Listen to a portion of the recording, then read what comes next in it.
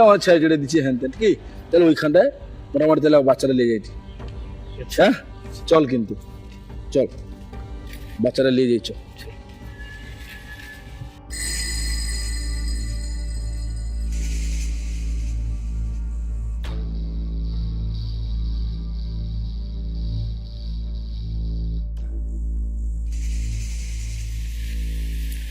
আচ্ছা দাদা, বলছি কি, আরে উঠে দাঁড়াও, বলছি কি এই যে সামনে যে স্কুলটা রয়েছে বুঝলে, এখান থেকে আজকে নাকি স্কুল থেকে একটা বাচ্চা খুঁজে পাওয়া যাচ্ছে না।